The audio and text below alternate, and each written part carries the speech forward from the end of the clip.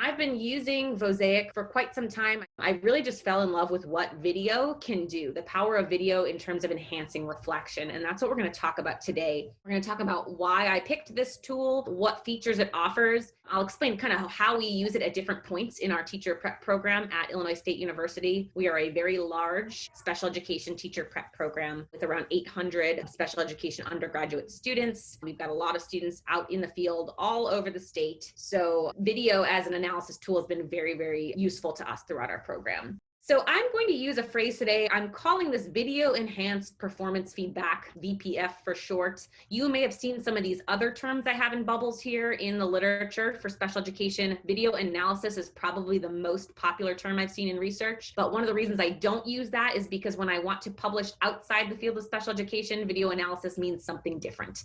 I learned that when I was writing a book chapter. They said, you can't really use this term. That means something different, already been taken up by the hard sciences. So we created a more customized term that really gets at the heart of what we're talking about here, and that we're using video to enhance our teacher candidates' performance. And everything I talk about today could be used in teacher prep programs for pre-service teachers, but they also could be used for coaching strategies for in-service teachers. So if you have partnerships with schools, that's also a good idea. A lot of this will work for that as well.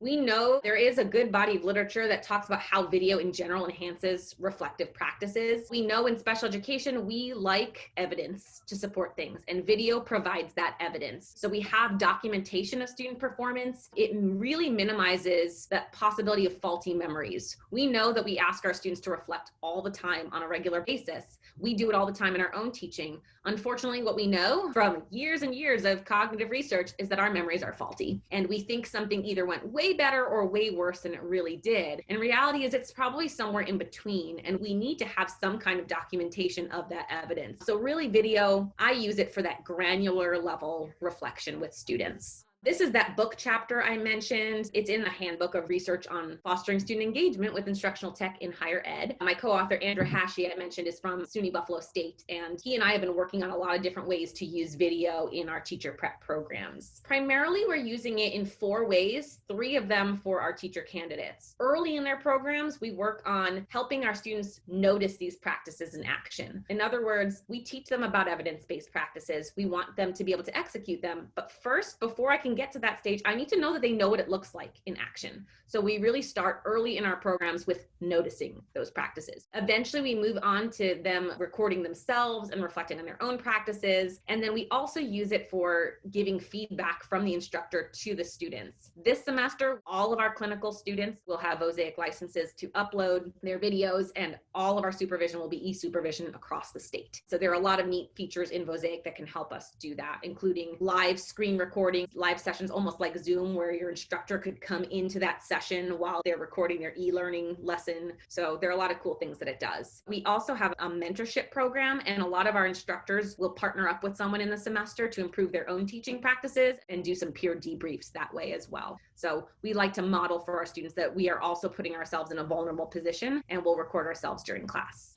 So there are a lot of tools on the market. They all have very similar features. The whole purpose is I can record video, share it with other people, and we can annotate together, and we can debrief about that. I've used a variety of these tools on this page. GoReact is definitely the most popular in schools. I think they do a really good marketing job, but I'm going to go through some of the features of Mosaic and why I picked it. It's the only tool on this list that does the key thing that I need it to do. When I'm looking for the functions, I want to make sure that when I'm tagging moments in the video, the one thing that this tool does that other tools don't is it tags video clips. It's not like a paused freeze frame moment with a timestamp and a comment. This is actually selecting a moment from beginning to end that has duration, that's telling a story. And when I teach students how to reflect, I tell them that their reflection is a story that they want to tell me about their performance, and that we're back and forth commenting about and sharing in this story together. So that is one of the key functions Mosaic has. It creates this nice timeline with moments that I can click and play, and I can rewatch them over and over again. Reflection has to be a recursive process. And what I found when I've used tools that are just paused moments with comments, what happens is the student just types things. I don't know exactly what they want me to see in that moment because it was just a freeze frame. Is it like the 5 seconds before that or the 2 seconds after it? What's the thing that you want me to see? That's always one of my issues. And I want them to go back and rewatch and really dig in deep. So that's what I find is the key functionality that I like about Mosaic.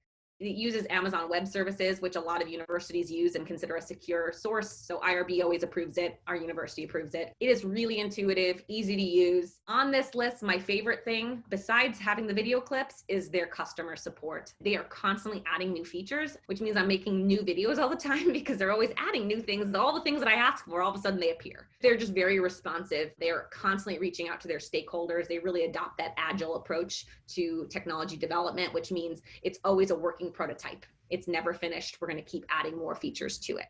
There are some more advanced features. There's different ways that you can tag on here. I can toggle a button to turn it on and off. I can select lead and lag time. That means if I only want to click a button once to tag my video, it can capture a few seconds before and a few seconds after, so I know I got the thing I want to look at. I can take them and pull them into a video reel so that if the students want to make a highlight reel of their teaching, I can export that as a new video. And again, if you have a tool that does not have moments with duration, you're not going to be able to do any of those pieces. Another really big one is, this is the only one I found that has any way to do closed captioning on my video. It uses Amazon Web Services. After I've put a video in, it does auto transcriptions. I can request that, kind of like YouTube or Zoom would do it afterwards, where I can edit them and that would turn to closed captioning on the video itself. We have a deaf hard of hearing program here, which means we also have a larger population of students who have closed captioning needs. So what I've done is, before I play this, I have created a 2-minute video that just highlights all the things that it does, just so you can picture this platform. Your own videos and videos shared with you will populate in the left-hand column. Click Watch and mark up the video to tag and annotate. The video creator can create a customized form that will be used for tagging. Each button on the form corresponds with a row in the timeline. Here I am demonstrating how to use a toggle button to populate instances in the timeline and add annotations. The toggle button is clicked once to start the moment while you watch, and clicked again to stop the code from running.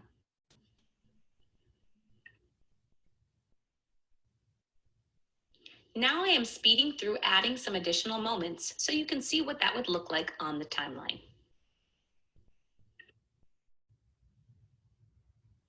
I can easily click through the different annotated moments from the Moments tab in the right-hand column. Clicking the Play All button, Mosaic will play all tagged moments back to back while highlighting the annotations in the right-hand column. Going back to the form, the other type of button you can make is one that has lead and lag time. This is useful for behaviors that are relatively short in duration, like opportunities to respond in an explicit instruction lesson.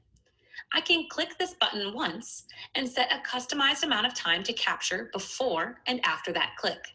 In this case, I have set a 3-second lead time and a 4-second lag time.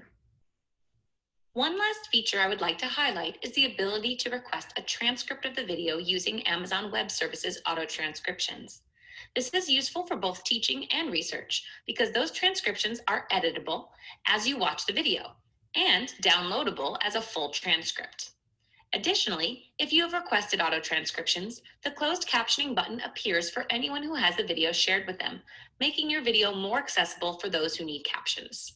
So I mentioned that we use Mosaic in different ways throughout our program. This STAR framework, we liked it. It was a really simple framework. It comes out of math ed as a way of their teacher candidates getting from noticing practices in action, what are the good mathematical practices, and how do we get them reflecting on it. So STAR just stands for see it, try it, reflect on it. And it's really simple, but it's the basics of scaffolding, right? We use this idea in our programs, and I'm going to show you some different ways that we've used it at Buff State and at Illinois State University. So before we get started, I do want to say there's some key things, whatever your platform, whether you're using Go, React, Swivel, Mosaic, there are some key things that you need to think about with this framework, because this framework can apply to all of them. Your students are definitely going to need examples of high quality and low quality annotations on there. You have to select videos very carefully. You want to make sure that the videos have multiple opportunities for them to see those practices. They're not going to notice it every time. So you really want to pick target skills and your videos for those target skills very carefully.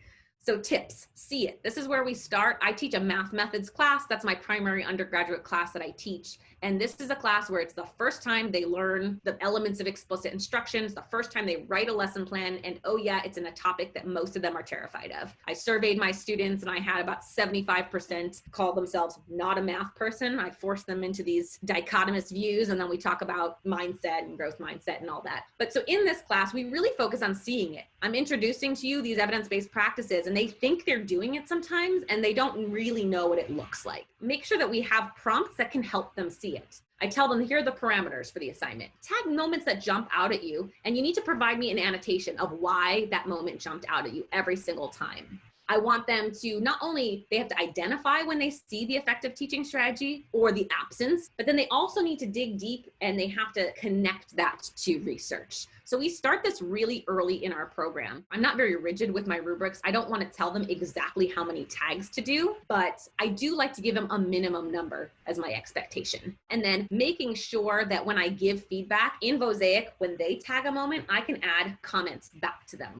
This is an example of early in the semester in an intro methods class. They pull some videos from either HLPs now or from Anita Archer on explicit instruction, and they post those videos for the students so that they can watch them together. They start as a whole group and then they discuss without Mosaic. And you can see here's an example of the kind of annotation that we would expect. We ask them to really pull apart what's happening in that section that connects to what we learned as good practice. So the different students will tag them and then come back to debrief together. At ISU, I always start with a pre-assessment where I put one button. That's it on Mosaic. This is how we're going to learn to use it. And I put a button that says good teaching. I just want to know what you know about good teaching first. What do you recognize as something that is effective?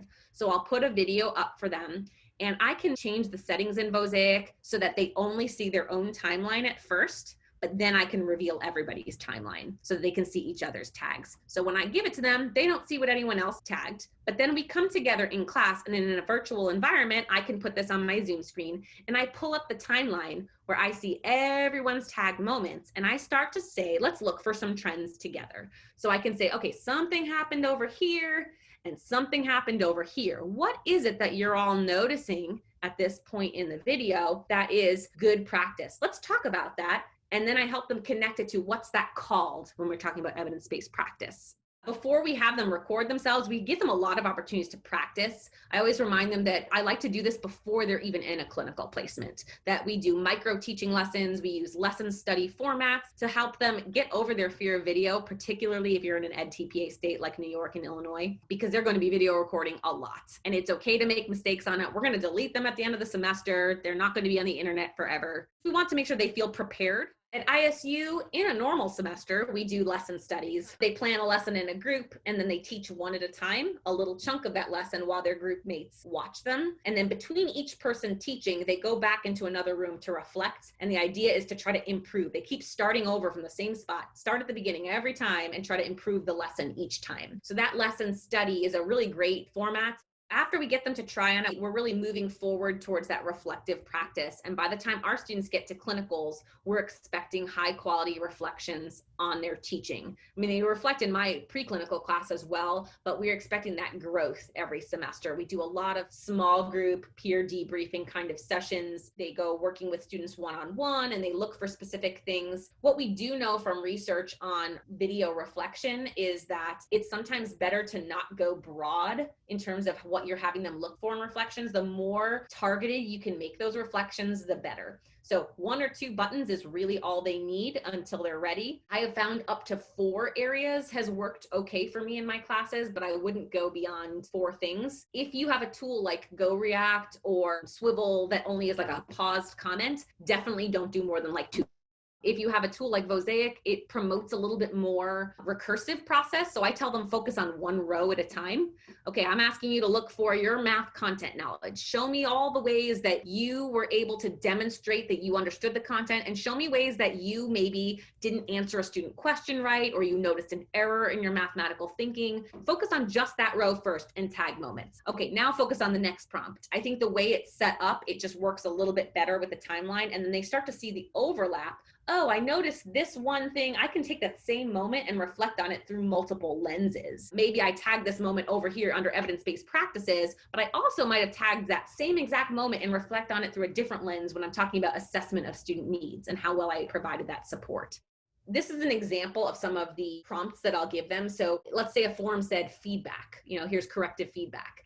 Okay, so maybe on their assignment description that they keep next to them, it's now more specific. It says, when does a teacher use corrective feedback? Was it always delivered in ways supported by Archer and Hughes? What suggestions for improvement do you have? It probes them to dig a little bit deeper with that tag. This is an example of the one I said I could use up to 4 areas in my class. The 4 areas I use in the math class are evidence-based practices, math content knowledge, meeting student needs, and assessment. And I have this on the assignment description, a full breakdown of what those prompts are. We used to do the lesson study in immersion. So they used to teach, instead of teaching to fake students, they would teach to the avatars and do the lessons. And then I would take the videos that I record and I'd put them picture in picture like this, and then share the videos with the students so that they were seeing themselves teach and see the avatars at the same time. And then they would reflect on the videos this way. We were only able to capture about 180 students across the 2 institutions, but we just asked them a bunch of questions. This is not all the results, but some of the key things that they said, they found it very easy to use. So that was definitely overwhelming in their responses, that they found Mosaic very easy to use and that it helped them notice. Here's some examples of comments that made it easy to see strengths and weaknesses. They noticed the connection to Ed TPA. They like that they can see what they're doing and that they have evidence in what they're reflecting on. So often I hear from students when they have a reflection assignment, that's busy work to them, even though to us it's one of the most valuable tools in our toolbox. I find in Mosaic, they see the connections, they see the meaning, and they realize that they may have come out of a teaching experience and thought it went terrible. The students that don't have that confidence really early on, I find that they feel defeated after lessons. And then when they go back and watch, like, look at all these things I found. I force them to find the good stuff. I often give them a video of me teaching and I say, pull it apart. This has nothing to do with your grade. Do it. I have thick skin too. What could I have done better? Finding all the things I could have done better in this lesson. I think they like that vulnerability as well, that connection. And we're all in this together. Teaching is a practice that we are constantly growing.